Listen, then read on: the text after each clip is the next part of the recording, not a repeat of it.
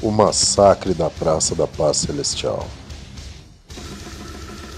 Em 1989, milhares de chineses caminhavam pacificamente em protesto contra o governo. O ato resultou num massacre causado pelo Exército Popular de Libertação. Entre os notórios episódios da Guerra Fria, um dos mais sangrentos foi o massacre da Praça de Tiananmen, na China, que ocorreu em 4 de junho de 1989. O conflito foi marcado por uma forte repressão vinda do exército chinês, após uma série de protestos que ocorriam no país nos anos 80. As manifestações rondavam algumas pautas ligadas aos déficits democráticos do Estado chinês. Elas foram consideravelmente heterogêneas e envolveram desde intelectuais críticos ao autoritarismo e à corrupção do Partido Comunista, até trabalhadores das cidades que protestavam pelas condições econômicas e inflação. Todavia, os protestos se resumiam em passeatas pacíficas pela capital.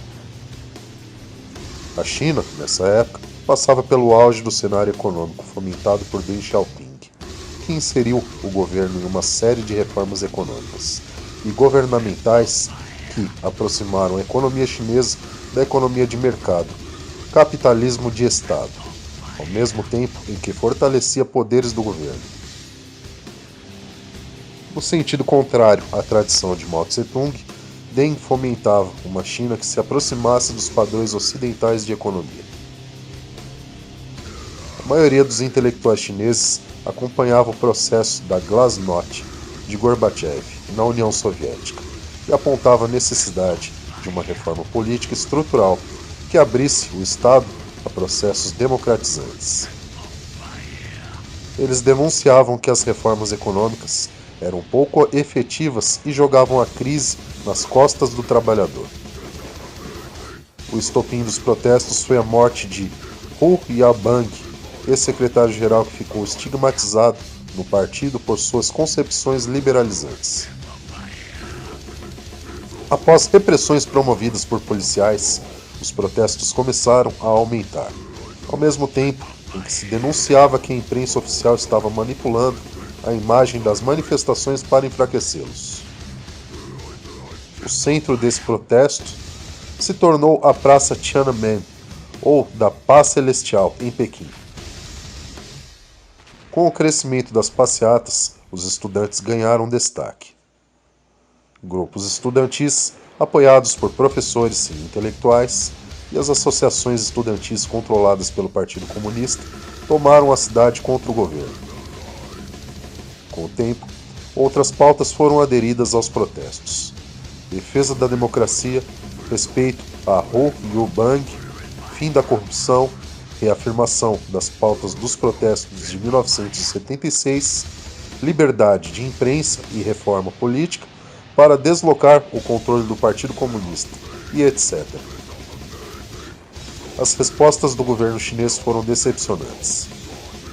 Deng Xiaoping tentou algumas vezes, mas logo desistiu de tentar diálogo com os manifestantes, que na altura de 13 de maio estavam em greve de fome na Praça da Paz Celestial.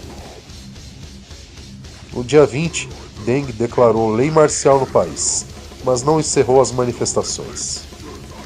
O atrito entre o povo e o jornal Diário do Povo, que acusava os manifestantes de baderneiros, só aumentava. Ao mesmo tempo, a organização e a coesão entre os manifestantes e os moradores de Pequim aumentavam, acalorando o sentimento de solidariedade entre os chineses. Com a lei marcial, o dia 4 de junho ficou marcado na história. No meio desses protestos, o governo enviou tropas para conter as manifestações. Entrando com truculência, o Exército Popular de Libertação iniciou uma batalha campal com fuzis e os tanques do Estado. O massacre foi um verdadeiro banho de sangue. Os dados de mortos e feridos desse evento são bastante controversos, indo desde 800 mortos, The New York Times, 2,6 mil, Cruz Vermelha, até 7 mil manifestantes. Sabe-se que 23 estudantes universitários foram oficialmente anunciados como mortos durante o acontecimento. A Universidade de Tsinghua declarou que o massacre resultou na morte de 4.000 chineses e deixou 30.000 feridos.